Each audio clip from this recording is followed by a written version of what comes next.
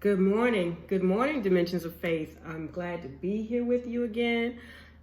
Today, I think that I have an exciting message for this week. It really encouraged me on this week. I could barely contain myself as I was reading and studying the lesson. On this week, and there were several things that occurred this week that really confirmed the message for me. On yesterday, Tony and I were in Atlanta, and we went to go see a friend of ours who had brain surgery.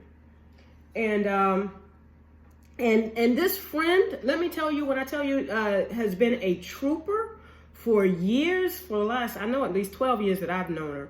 She's endured different bouts with cancer, but let me tell you what, she is still moving, still talking. She had a major surgery on Tuesday, I think it was, Tony. She had a major brain surgery. They took a tumor out of her brain on Tuesday. And yesterday, when we walked in her room, she was laughing and talking and joking. And so after that, we went to grab something to eat at a little restaurant down the street. And we always meet people as we go out to different places, but we met this lady in the restaurant, and the lady was telling us, she had this accent, and she was from Ireland, and she was telling us about her dream, and her goal was to make it to America. But by all intents and purposes, she was too old to get a green card. The cards were stacked against her. She couldn't drive and all the whole 9 yards. But this particular lady did a vision board, and she wrote, I want to live by the beach, and I want this, and I want that. And all she focused on was what she wanted. All she focused on was her goals out of life.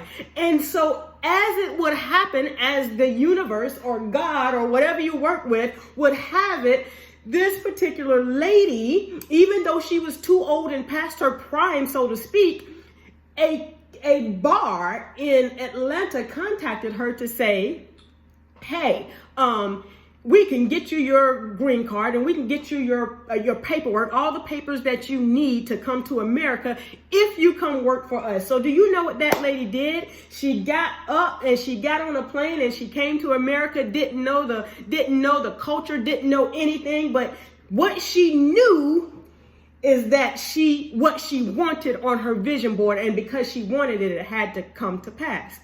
And so I gave you those two scenarios. They play right into today's message. I'm going to be talking about the story of Lazarus, right? You guys have heard about the story of Lazarus. You know, Jesus raises Lazarus from the dead. Well, today my goal is to bring you the story of Lazarus from a different perspective. Okay? And if I'm going to go ahead and give you a title, because some people need titles. If I were to use a title for today, the title would be, Don't Count Me Out. In those two examples that I gave you, those two women, I don't care what they went through. I don't care what the circumstances look like. They understood the premise, don't count me out. So I'm going to go right to the scripture.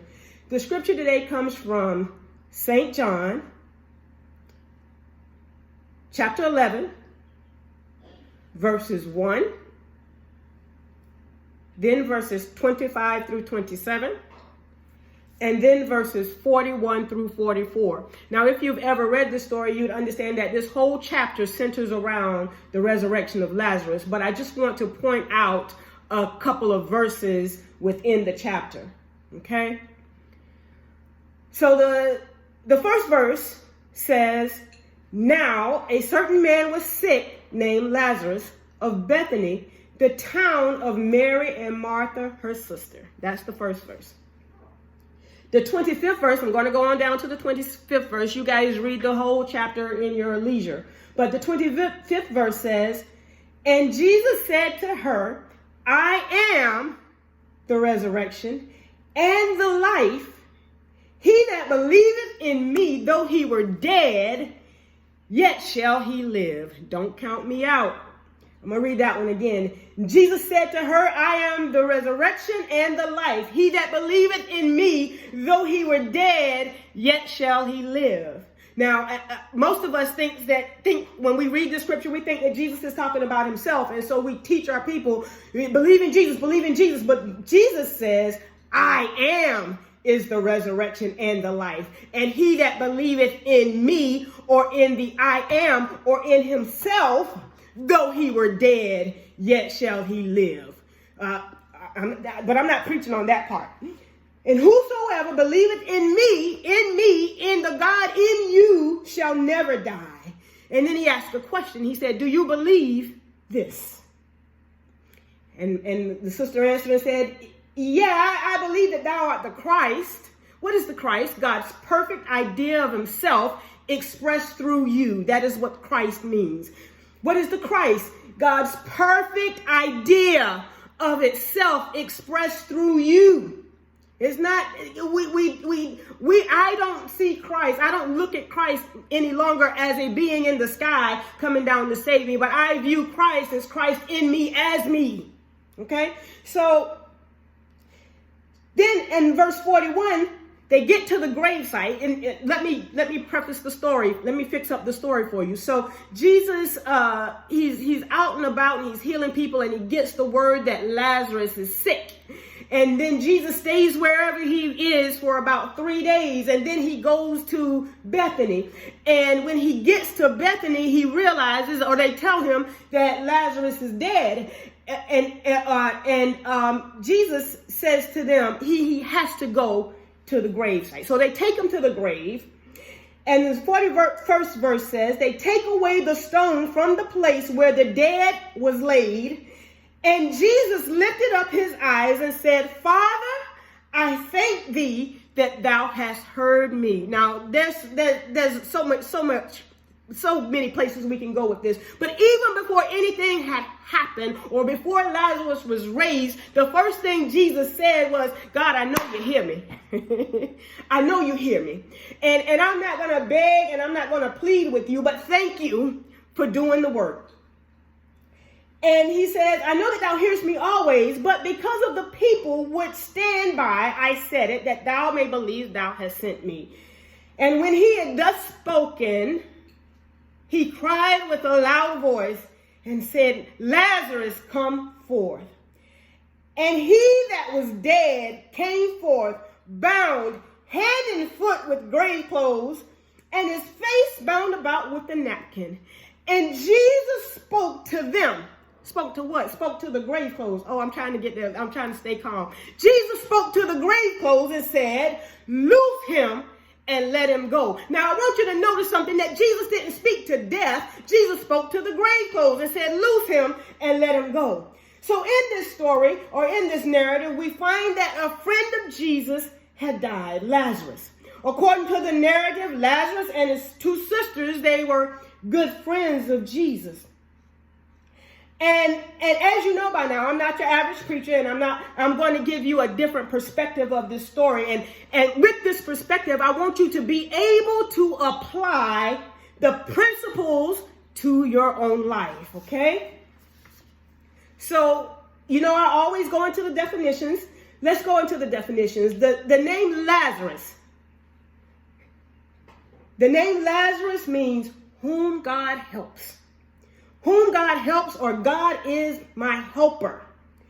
The meaning of Lazarus, like I said, is God is my helper. So when man fails to recognize God as the helper and the one support of his life, spiritual understanding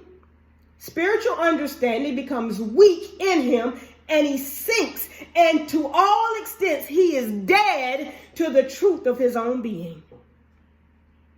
Okay? So let me go back over that again. The name Lazarus means God is helper. God is my helper. And when we fail to recognize God as our helper, and that God is the one support of our lives, our spiritual understanding becomes weak. And for all intents and purposes, it's dead. We are dead to the truth of our own being. Now, Jesus, let's move on. Jesus is the I in man, the self-directive power in man that is connected to the I am. Jesus is the self-directive power in man that is connected to the I am. Now, Mary, I'm going through these characters now. Y'all follow me because I'm going somewhere here. Mary of Bethany represents the devotion, the devotional soul that understands I have goals and I have dreams. And Martha represents the practical side of man. And so now, Bethany, where they live, y'all got to understand the meaning of these scriptures. Where they live is in Bethany. Bethany is a place of lamentation. It is a place of affliction. It signifies the demonstration of these conditions in the soul. So now here are the characters in the story reimagined. The characters are Lazarus, whom God helped, is living in a state of lamentation or a state of grief or a state of affliction with his two sisters. One is devoted and the other is the practical side of himself. Now, let me tell you, Jesus is you, Mary is you, Lazarus is you, and where you live is up to you. Okay?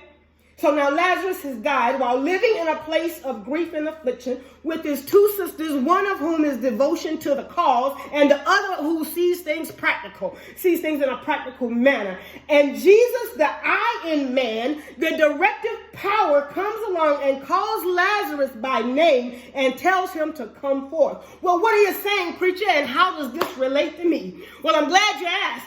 What I'm saying is there are times in our lives when we find ourselves in a state of lamentation. We find ourselves in a state of grief, a state where I can't come out of. I'm sad. Woe is me. This person did that. This person did that. And blah, blah, blah, blah, blah. This happened to me. And I have these triggers and all of this stuff that is causing us to be in a state of lamentation within ourselves. And when that happens, we live in that state, and that state becomes Bethany. Our dreams, our Lazarus, we forget that God is our help. So that dream that God is to help you with dies. I'm trying to stay in my seat. So that dream that God was supposed to help you with dies because you stayed in a state of woe is me. And why did this happen to me? But I come to tell you that the Jesus in you has to go to the grave. And there are three things that happen when Jesus goes to the grave. Jesus says to them, he says, take away the stone. That's the first thing. Take away that stony part of us that says I have reason to be in the grave. I got to take away the excuses. Roll away the stone. That's the first thing Jesus did. And then Jesus called Lazarus by name and he says, Lazarus, come forth. Well, what are you saying? What is Jesus doing? Jesus is connecting the Lazarus power to the I am. He's connecting the God helps me to the Jesus self-directed man so that we can get some things done. I need you to understand. I need you to understand that as I go into this lesson, that some of our sisters are Mary and Martha. Parts of us want to resurrect the dream, and another part of us wants to let it go. Y'all ever been there? Another part of us wants to let it go. So we have to decide whether or not we're going to allow Jesus to roll away the stone, or are we going to listen to Mary or Martha? Mary is the devotion part. I'm devoted to my dream. Martha is the one that says he's already dead, let it go. Who are you going to listen to? Now Jesus comes along and says, Lazarus, come forth. Lazarus come forth, and the Bible declares that the grave, he was bound in grave clothes. Well, what does that mean? We're wrapped up, tied up, tangled up in the things that hold us hostage and bondage and will not let us accomplish our dreams and our goals and our vision. So now Jesus speaks to the grave clothes, and Jesus says to the grave clothes, loose him and let him go. And sometimes you have to speak to your grave clothes. You have to find the Jesus in you to speak to your own condition and say, roll away the stone. Roll away those thoughts that have solidified, that keeps me in bondage, that keeps me dead, that keeps me not living my best life. Roll away the stone. And now come forth. Realize that your God in you, God is your helper. I said once before, you are Jesus. You are Lazarus. You are Mary. You are Martha. And there are times, some of you still are, there are times that we all have lived in Bethany. I don't care how old you are. I don't care how long it's been. It's time that the Jesus in you calls forth your Lazarus, such that God as your helper manifests your latent dreams and visions. It's time that you that are listening, you that are under the sound of my voice, it's time that you come forth as spiritual perfection. I'm about to close, but before I do, I have to remind you that Jesus said, I'm going to move the stone. Move the stone. That's what you have to do in your life. You got to move the stones out of the way. You got to move away the naysayers. Woo, Reverend Israel preached this, and I was so on fire. Move the naysayers. Do what it takes for you. Let go of those things that hold you back. Choose the things that set you free. Don't count me out. I'm just because I'm in a place mentally doesn't mean that I'm dead. Doesn't mean that I can't make it. Doesn't mean that I can't come forth. Don't count me out. Those women that I spoke about in the beginning of the video, what they said was, don't count me out. One of them said, I ain't dead yet. Y'all don't understand. Going through something does not mean that you have to stay there. My computer died. Doesn't mean that you have to stay there. What it means is that Jesus in you should connect to the I am in you, to the Lazarus power, and understand that God is my helper. God is my source. For God I live and for God I die. I heard this morning, and I'm closing now, Reverend Israel saying, I will not die until I see the full expression of the Christ expressed through me. I can't die until I express my goals. I can't die until I accomplish my vision. I can't die. My vision is not going to die in me.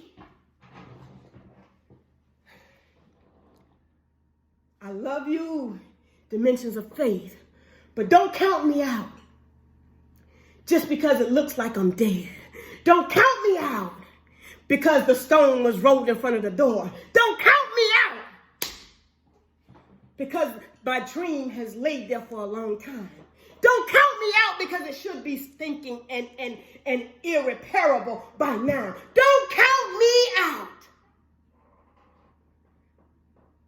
You say to yourself, I ain't dead yet. Don't count me out. Don't count me out. The Jesus in me speaks to the God in me. And when the two unite, that is a force to be reckoned with.